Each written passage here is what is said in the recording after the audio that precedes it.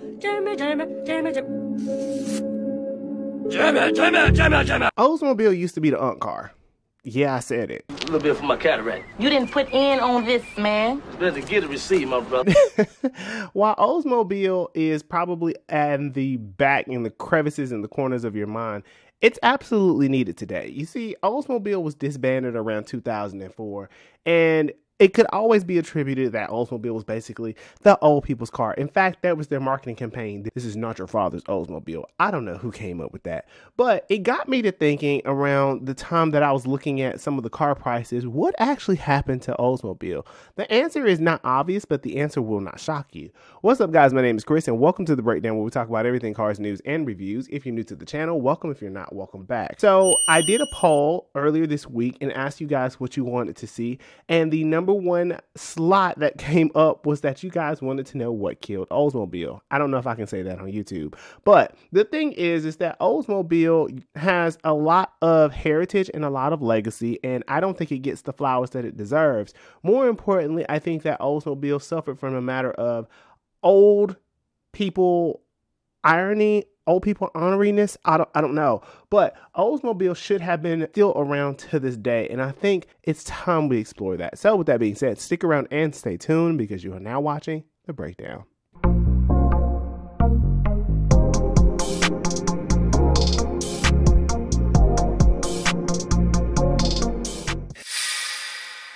Alrighty, so getting into it, I think it's important to understand what happened with Oldsmobile. But before we get into that, I think it's important to know that cars are really expensive. And part of the beauty of Oldsmobile, like Buick, like many other car companies, especially things like Mercury and, Plymouth and all those other brands that were American, is that they offered affordability. They weren't exactly great in quality, but they were great in what they offered in terms of value. And Oldsmobile goes back as far as 1897 with Mr. Ransom E. Olds and the Old Motor Works Company. And Ransom E. Olds would own and run Olds Motor Works before it became Oldsmobile. He was brilliant in terms of what he was able to accomplish with the company. Now, being that it was some friction between him and the sales manager at the time, he ended up leaving around 1904, but it does not go without saying that there were not many firsts. In fact, Oldsmobile was one of the first cars to be mass produced, which I don't know why we attribute that to Henry Ford. I don't know who told that lie in history,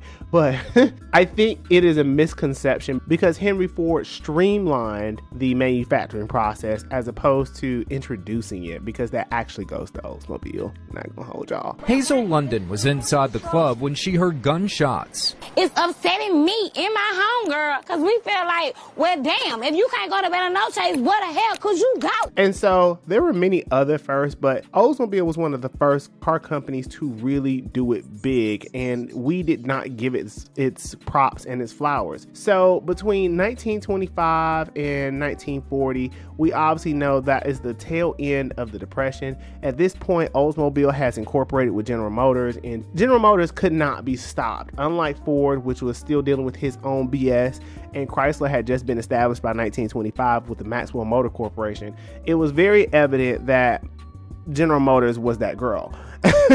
And so between the 1920s and the 1930s, we end up going into the Depression. And one of the beauties of Oldsmobile is that it is a car company that is affordable to the masses and able to give you a lot of bang for your buck. But even better, it offered a lot of new things that many car companies just were simply not willing to try. And if y'all didn't know, a lot of car companies failed between 1900 and 1930. There were a ton. And we see some more between 1930 and 1960. But to stand the test of time, General Motors had to be smart, and I would not be surprised if some car companies got beat up and told to get off the block. So being that General Motors acquired Oldsmobile, they also have acquired a lot of the intellectual property and the thinking that comes along with making Oldsmobile. And so by 1940, we would be introduced to our first hydromatic automatic transmission, which is a 4-speed automatic transmission, as opposed to many of them being 3-speed automatic transmissions at the time. And this was on the Series 60, and you could find a lot of these hydromatics between Buick, Oldsmobile, and Cadillac. And Cadillac is its own entity and beast, but I digress. The big shebang, and I say that with no pun, is that World War II happened around this time, and the Americans were fighting the war. And if you did not know, all of the big three were involved in the war with making machining and manufacturing and producing artillery for the war. And so with all of those things, as we exit the war around 1945, the people want something to buy coming home from the war. And so towards 1948, 1949, Oldsmobile had already been planning to bring some hurrahs. It's almost like this moment for Oldsmobile and General Motors was very celebratory as we had just won the war. And so we introduced the big kahuna, the one that really set it off, and I say all these without puns, is the Rocket V8, and it was put in the Rocket V8 88. So the Rocket 88 is really how Oldsmobile got their name or their nickname, if you will, as the Rocket Company, because apparently there was some level of obsession with space and the taking off, and I guess they wanted to take off as a company, and the sky's the limit. I don't really know. I don't know. The Rocket 88 was the first push rod valve overhead valve V8, and it was produced in 1948 on the Rocket 88. And the reason why Oldsmobile wants the 88 and not necessarily the 98 is because the 88 had a smaller chassis with a bigger engine, giving it the rocket-like feel, and that's why people call it the Rocket. It was very punchy for the time, and it was only 135 horsepower. Back in 1948-49, that was a big deal, and the Rocket 88 could be attributed as the first American muscle car. And so this set the tone for everybody. Everybody was like, hey, we got to get on this shit. We got to get that shit together. And so this would set the tone for many other cars with Ford and with Chrysler and their Dodge brand, because the Dodge brand is really the hellions, if you will. Between 1950 and 1960, there were two other models that really set the tone for Oldsmobile. That would be the Starfire 98 and the Jetfire 88. Now, the difference between the two that I learned is that the Starfire 98 had a much bigger engine, and it had a bigger V8. I believe it was a 5.3 liter.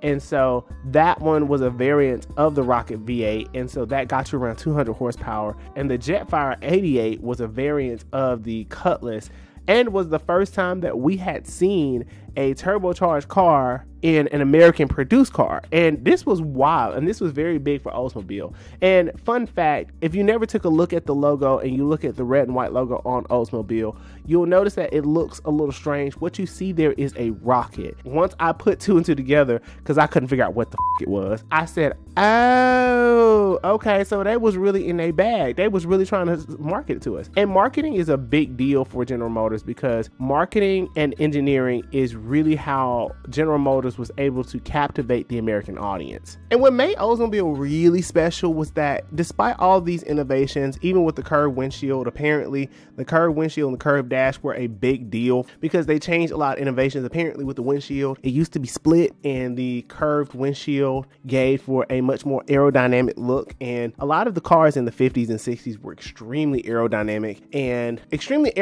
for their time. And they made cars sleek and sophisticated, and really reflected Americans as a society, as we were the capitalistic consumerism machine baby was working.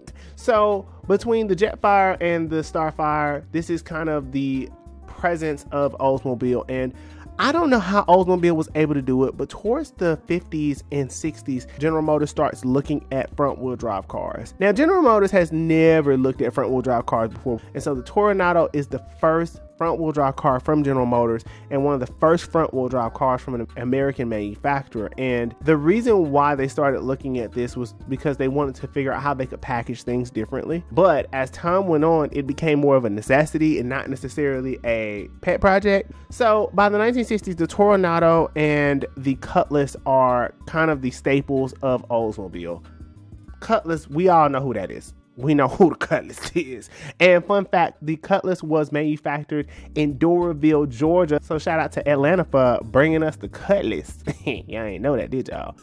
By 1960s, the staple of Oldsmobile is definitely the Cutlass, the 88, and in some cases the 98. And there were some other renditions of those vehicles, but those were just kind of the core models. Now, towards the 1970s is really where things begin to change. Now, I know y'all have heard me say on many occasions that the gas crisis of 1973 is a pivotal moment for American car manufacturing consumption.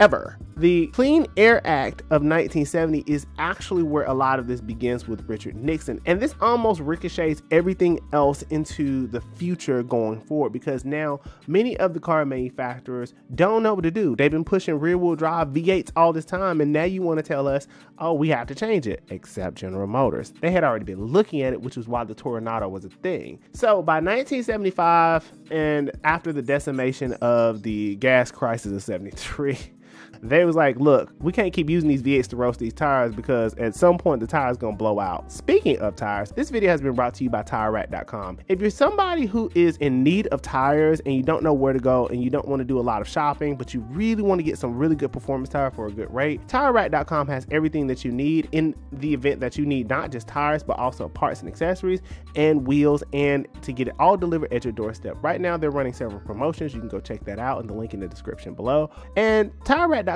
has been around for many years with a very reputable service and reputation, with a network of thousands of installers to help you get your tires and get your car back on the road. So if that's something of interest to you, click on the link in the description below and it'll take you right there to TireRack.com. And now that that's over, I can get back to the video. And with 1975 came along a few other things, such as CAFE was established. Basically, CAFE ensured that all model years by 1978 for cars and 1979 for trucks met emission standards, and General Motors had already been on the plot, and the first time we see catalytic converters on their cars is 1975. Now, the 70s is the malaise era for a lot of car companies, and the early 70s, especially around 1971, 1972, 73, is when we see a lot of manufacturers join forces. So we see Ford with Mazda, we see Chrysler with Mitsubishi, which I'll tell y'all about that in another video because that's a hoot. And so the malaise era would come along and Oldsmobile would still be selling its #1 record, the Cutlass, and the Cutlass was still a big thing. Now, we have gotten into the 80s. So the 80s is truly the decade for Oldsmobile. Now, I'm not gonna sit here and play with y'all and let y'all think that I know all these different bodies between the G body, the A body, the W body, X body, L body, I don't know, C body. It was a lot for me to learn. The one that I extensively remember is that the 80s was the presentation for the A-body Cutlass. Now, a lot of people wanted the Cutlass because it was affordable, it was packaged well, and it came with several engine choices between the Iron Duke, the 2.5 liter, and the 3.1 V6, as well as the 3800. There was a lot of options, and there's another engine that I will get into in just a moment, but the Cutlass Sierra and the Cutlass Cali, as well as the Cutlass Classic Supreme, were all at the top of everybody's list. This car did so well that it helped Oldsmobile sell 1.1 million units by 1985. That is insanity. And for years, between the late 70s to early 80s, the Cutlass was the people's choice. I had no idea. Between all of those things and the A-body, the reason why it really worked is because it was an affordable front-wheel drive car that was powerful enough to get you from A to B and gave you lots of amenities and choices. But the real problem that came in is that the Japanese were still whooping everybody's ass, quiet as it was kept. The 4 cylinders were getting the amount of power that a lot of the V6s were getting and a lot of the V8s were getting, and General Motors had to do something. So around 1984, 1985, the talks and developments of the Quad 4. By 1983, the talks of the Quad 4 were in development, and the Quad 4, if you don't know, is essentially a dual overhead cam screamer for General Motors, and pretty much they had studied a lot of the Japanese and German automakers to determine how they could get that same level of power and efficiency. Additionally, there was another thing that happened at this time around 1985, and Saturn would be in talks of being developed, and we wouldn't really see Saturn being produced until 1990. But even still, this is a big deal for Oldsmobile because they had no idea of what was about to happen. So fast forward into 1987, and the Quad 4 is dropped in the Oldsmobile Cali, and the people were underwhelmed. The journalists ate that engine up. They was like, I mean, it's cool, but ooh, you could have kept this. I mean, I feel like Oldsmobile was a little a little embarrassed. And one thing I forgot is that around this time in the 80s, there also was Roger Smith, who Roger Smith took over General Motors, and he is almost attributed to being one of the downfalls of General Motors and why they were never quite the same. Rumor has it is that he was not the same level of innovator and imagineer that the earlier CEOs and executives were, and he was purely based on the numbers. And it could have been that he proposed to take over GM because he had been working since 1949, and so he had a lot of experience, and I believe he was an accountant. But when somebody who is a numbers-based person can't see the level of enthusiasm and excitement that comes along with engineering a car, it does take the soul out of what was being driven. In addition to that, the design was getting stale for Oldsmobile, and they had to do something. They had to do something fast because nobody expected the Japanese and German competitors to become the top choice for American consumers. So around 1989, General Motors presents the Tube car, and they present the Expression, which are both concept cars. Now, if you look at the Expression, which was basically a cab forward wagon, if you will. I don't know if it was cab forward, but it gave cab forward. And the wagon was a resonance of where Oldsmobile was trying to go. Oldsmobile was trying to get into a few lanes too fast, too quick. And so you see with the Expression, you see the development of how Oldsmobile was trying to cater to new audiences, especially the youthful audience.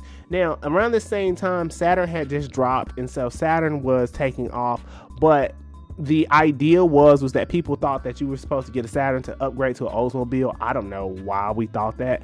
And the other conspiracy theory goes is that they were supposed to be in tandem. You're supposed to take a Oldsmobile to get to a Saturn, or I think it's a Saturn to get to an Oldsmobile, because both of them had to do with space. Don't go down deep down the rabbit hole. It's not worth it. And so because of all of that, the Expression was supposed to be a new representation of what Oldsmobile was.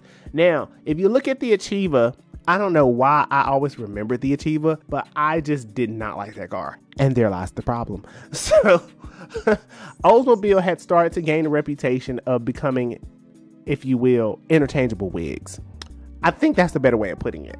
And so, because Oldsmobile had become this car company where it was interchangeable and it was not for innovation, but that was kind of becoming the downfall for Oldsmobile. Now, they still had the Cutlass and the Cutlass Supreme, and they still had the 88, the Regency, they had a lot of those cars still going on, but they lacked flair. They lacked ambition. They were not the moment. And so you steadily see sales decline, and by 1995 it's almost half of what it was beforehand. But 1995 is also a really big year for Oldsmobile as they introduced something special. With the tube car came the Aurora. So the Aurora is probably the biggest thing to happen to Oldsmobile next to the Rocket 88, which was almost 50 years later. The Oldsmobile Aurora was supposed to be a different design cue and a remarketing of Oldsmobile.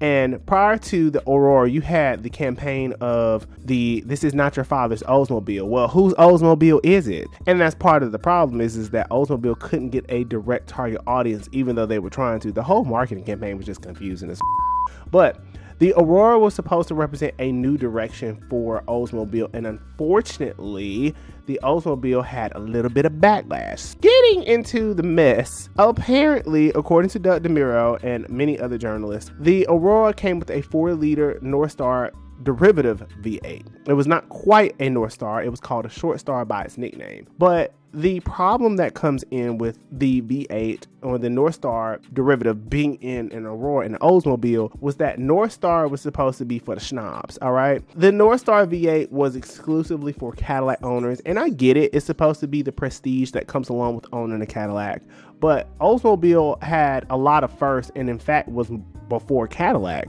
So if anybody deserved to have access to anything, it should have been Oldsmobile. Now, the Aurora gave a different logo, it gave a different presence, it gave more amenities, the interior went crazy, it came with a big bulky shifter, and the Aurora was supposed to be a shift from where Oldsmobile was and where they were going.